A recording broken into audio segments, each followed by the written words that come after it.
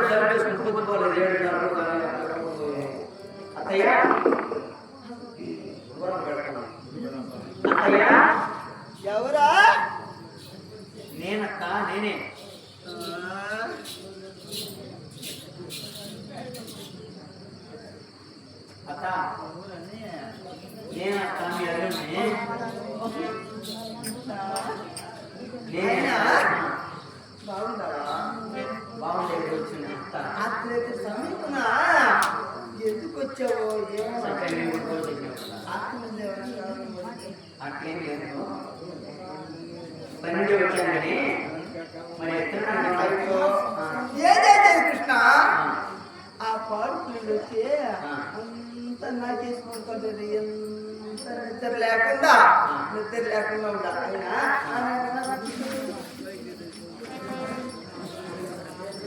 లేక ఎప్పుడైనా పగటిపూట వచ్చావుడే కానీ ఈ అర్ధరాత్రి సమయంలో వచ్చావంటే అర్ధరాత్రి పని ఉంది అర్ధరాత్రిలోనే పోవాలనుకుని వచ్చిన అర్థం పనులేనైనా నీకు అర్థం ముచ్చటైందని నాదేం చెప్పలేదు అంటే అట్టని కాదత్త పని ఉండబట్టి వచ్చాను ఇది ఈ సమయంలో రావాలనుకుని ఈ సమయంలో వచ్చాను ఏమిలే నీతో కొంచెం రహస్యం మాట్లాడాలి రహస్యమా అయినా నువ్వు వచ్చింది ఎవరైనా చూసారా నేను తిరిగి వస్తాను వాళ్ళు ఎందుకు చూస్తాను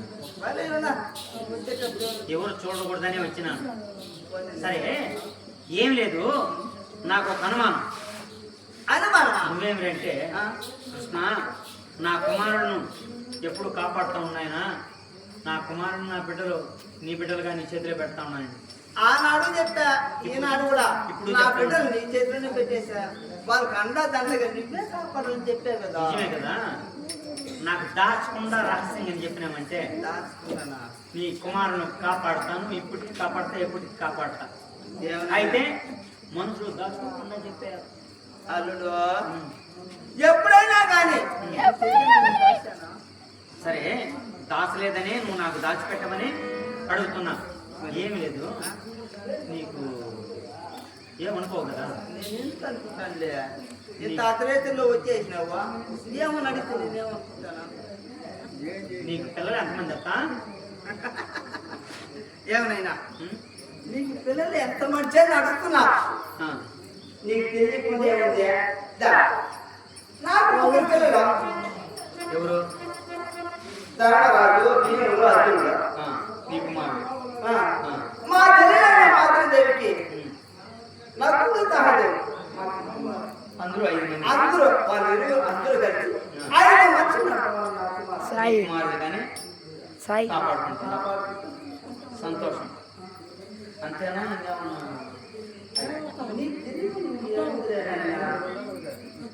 రెడీ కాదు అంతేనా ఎవరైనా ఉన్నారని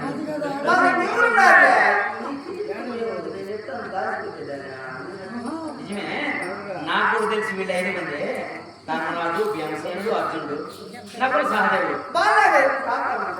అదే వాళ్ళని కాపాడుతున్నా అదే నాకు ఏ మనసులో పెట్టుకోకుండా చెప్పావంటూ వాళ్ళ మనసులు ఏమీ లేదు దాచుకోకుండా దాచుకోకుండా ఉన్నట్టే చెప్పేసి మరి ఈ 5 మంది ఎట్లా జనం 5 మంత్రాలు మంత్రాలు కదా వీళ్ళు నా పక్కన కాదు మంత్రాలతో ఉండే జనం చిన్న బిడ్డకు ఆయన వచ్చాడు వీటికి వ్యాస మహర్షి అవును చైతన్య సేవ చేసిన దానికి నిన్ను గొడవలు కూర్చోబెట్టుకొని నీ యోగ దృష్టితో నీ యొక్క దివి దృష్టి చూశాడు నీ భవిష్యత్తు ఈ రాబో కాలంలో బిడ్డలు కలిగే యోగం లేదని మంత్రాలు ఇచ్చినాడు కదా మంత్రాలు ఇచ్చారు ఎన్ని మంత్రాలు ఇచ్చినాడు 5 మంత్రాలు 5 మంత్రాలు ఇచ్చినాడు మరి ఎన్ని మంత్రాలు పెట్టించినాడు ధర్మరాజు ఒక మంత్రం భీమసేనుడికి ఒక మంత్రం అర్జునుడికి ఒక మంత్రం మాతకి సహదేవుడికి ఒక మంత్రం అయినా అవంతా ఎందుకు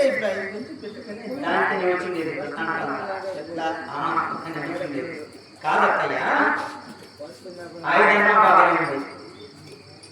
మరి నిజంగా చెప్పేశావు 5 మంత్రాలు ఇచ్చినాడు మరి ఆ యొక్క యమదేవుని ప్రార్థించి ధర్మరాజు కన్నా మరి వాయుపుత్రుని కన్నా దేవి వలన అర్జునుడి కన్నా ఇంకో మంత్రం చేత అశ్విని దేవతల చేత నగర సాధన ఇంకో మంత్రం అది ఎక్కడ కూర్చుందండి? అది ఎప్పుడో కూర్చున్నామంటే దాంట్లో వచ్చింది దాంట్లో ఆమె ఏమైనా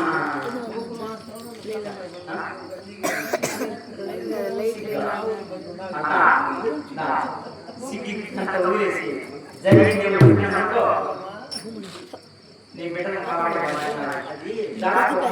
బాల ప్రాణంలో జరిగింది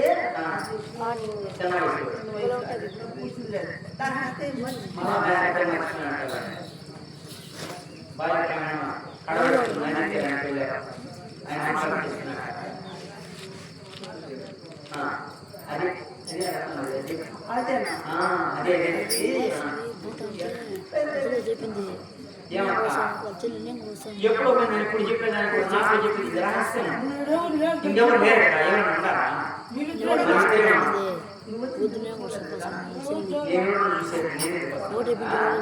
ఎవరు చూడలేదు కాబట్టి దాంట్లో ఏమి చెప్పి పెళ్లి కాకముందు బాల్య ప్రాణంగా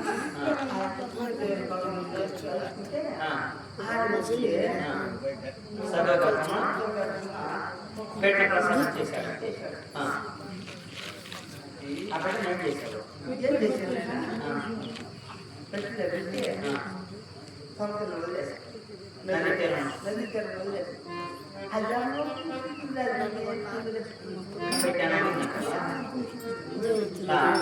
ఆ పెట్టి వదిలేసినాడు ఆ బిడ్డ ఏ ప్లేట్ కూర్చున్నాడు ఆ బిడ్డ వచ్చింది నేను చూస్తావా ఏమైనా పెట్టు పట్టుకున్నాడంటే అతన్ని పోయేసి ఆయన విద్యాభ్యాసం చేశాడే కర్ణుడు రాదేవుడు కర్ణుడు నీకు చెప్పాడు అవునక్క కర్ణుడు నీ కొడుకు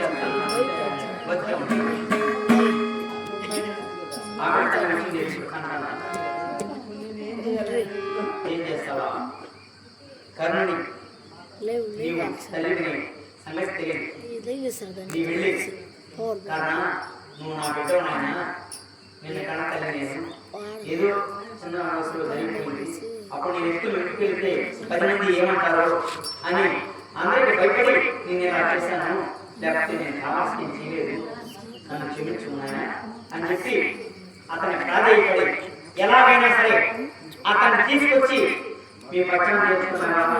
ఒకవేళ ప్రాధాన్యత అడిగాను అనుకో నా కుమారుడు తీసుకొస్తాను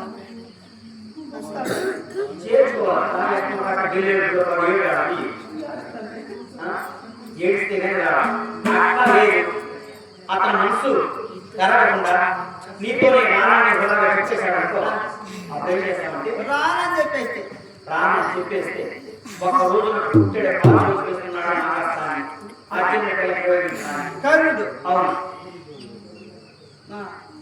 ఒకసారి ప్రయోగిస్తే నేను ఏదైనా చేయగలను నాగస్తాన్ని ఎలాగో కలగలను 2 మార్లు ప్రయోగించాడు అనుకో కాబట్టి కర్ణుడు వచ్చాడా అతను ఎలాగైనా సరే నీ దగ్గర మాట నేర్పడం చేత అతను తీసుకొచ్చి నీ పట్టణం చేసుకో లేదు నేను రానన్నాడు ఆయన నాకు వరం కావాలి ఒక వరమైన ఆయన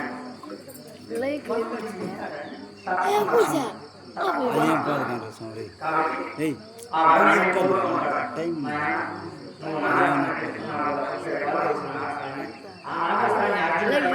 ఒక్కసారి 2వ మార్లు ప్రయోగించాను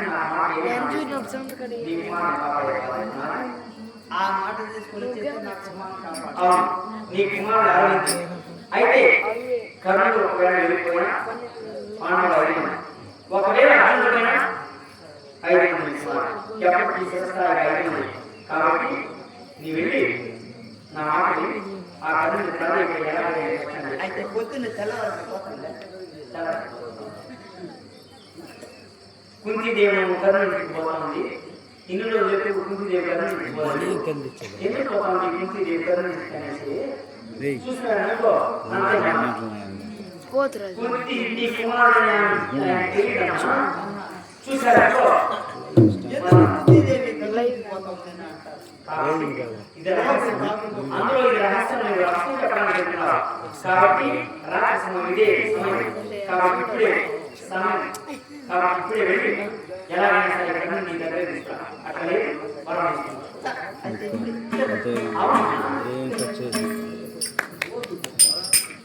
మెల్లిగా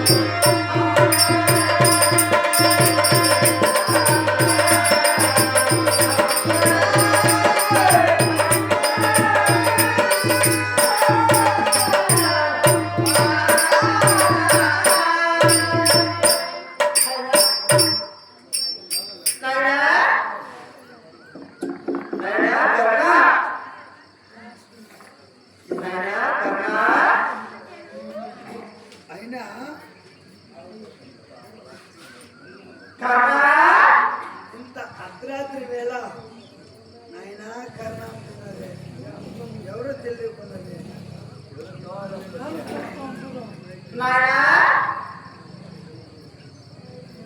ఓ పాండవ మాతవా? ఓ అమ్మ నీకు శరణు, ఓ అమ్మ నీకు శరణు.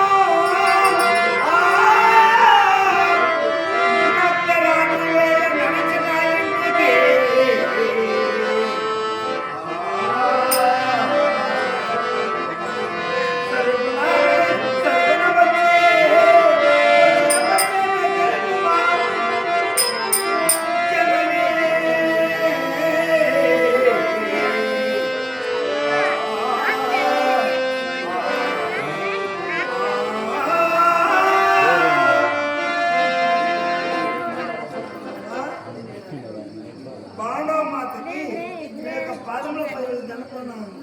ఈ బాగా అవుతుందైనా కూర్చో.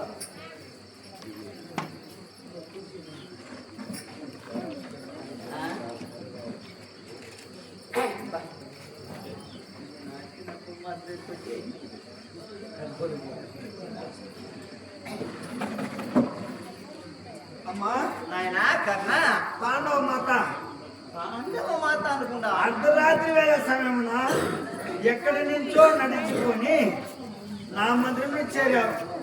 ప్రాణి ఎవరైనా తీసుకున్నావా? ఇంత అర్ధరాత్రి వేళ మరి నిన్ను చూడాలనిపించి వచ్చేసా. చూసావా? ఇక నువ్వు వచ్చిన కార్యత ఏమిటో నాయనా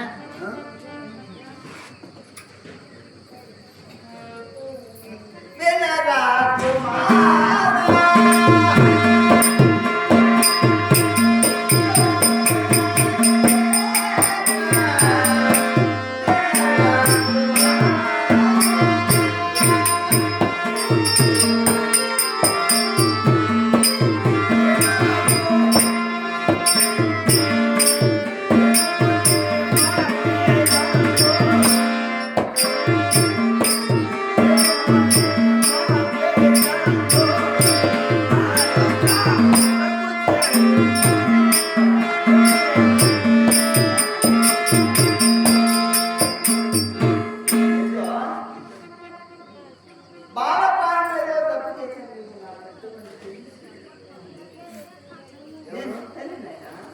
నీవు నా తల్లిగా నేను నీ బిడ్డనా నాకు తల్లిగా ఇన్ని వత్సరములకి నేను దినమున నీ బిడ్డనే గుర్తుకొచ్చినానమ్మా.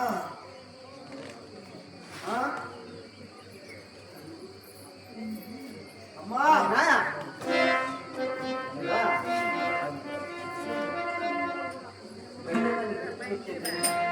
జనయత్రి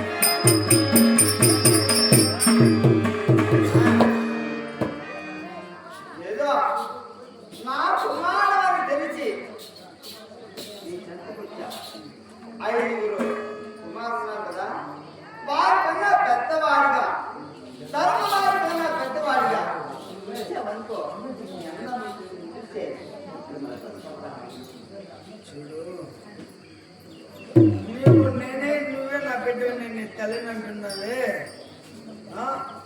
అమ్మా జగని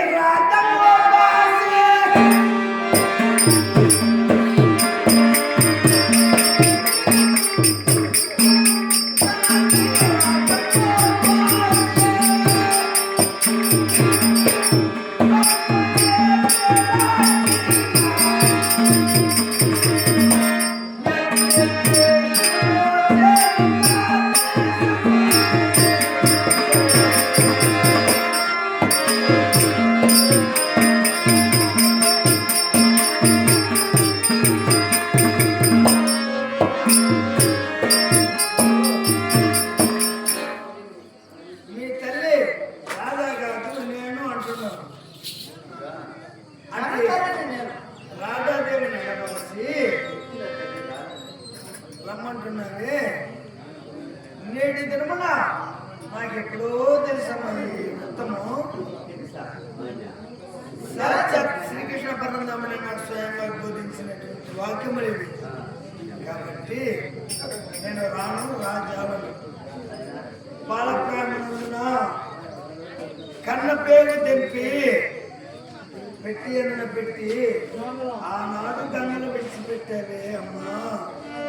నీకు కన్న పేరు నువ్వు తెలిసిన తల్లి అలానాడు పాలకు నోచుకోలేక ఆకలి ఆకలంటూ సముద్ర పాటున ఎవరు నన్ను కన్నారో ఎవరు నన్ను కన్న తల్లిదండ్రులని తెలియక ఆ నేటి అందులో మునిగి నేను చనిపోయింది. ఆనాడు ఈ రోజు కన్నలేదు కదమ్మా. నీవు కోత తెల్లివలే నన్ను కని అటు పెట్టిలో పెట్టి విడిపాసితివి. నీకు సోమే నీవు కన్న పేరు తెంపి నన్ను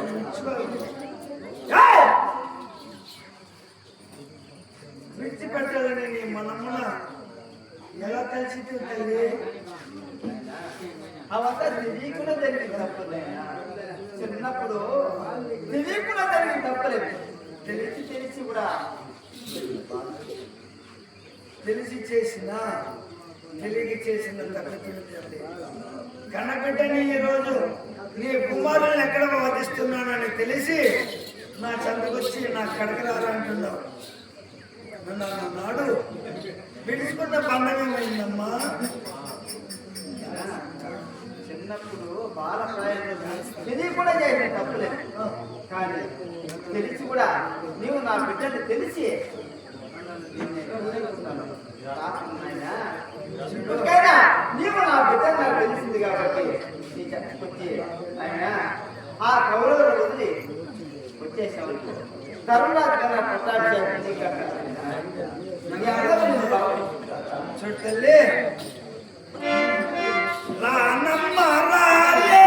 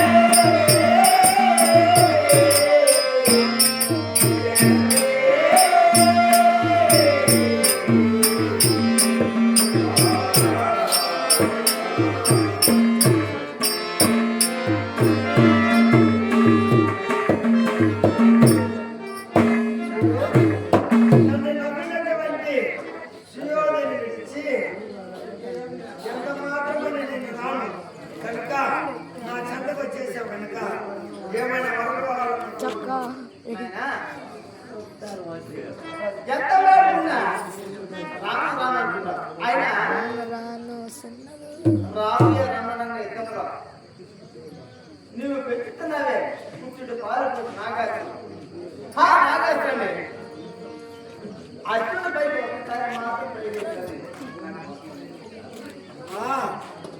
ఇప్పుడు కూడా నేను కన్న తల్లి పేరు స్వార్థం చూడు. నా పెట్టేటటువంటి అర్జునుడి మీద ప్రయోగించద్దు నీ వరంలో సొమ్ముతున్నావే. చూడు నువ్వు క్షేమంగా యుద్ధంలో గెలిచి విజయముగాంచి రారా కుమారుని ఇప్పుడు కూడా తలచితివా? చూడమ్మా అర్జునుడి పైన నాగాస్త్రం వదలాలని చిన్న పుట్ట నుంచి గుడ్డు పాలు పెట్టి నాగాస్త్రం పెట్టుతున్నవాడు కన్నతల్లి కనుక లేక లేక వరం అడిగితే కనుక వరం నడుచుకుతున్నా. చూడు నా ధర్మం ప్రకారం ఒక్క మారే అర్జున పైన నాగాస్త్రం రెండోసారి ప్రయోగించి అభయమిస్తుంది.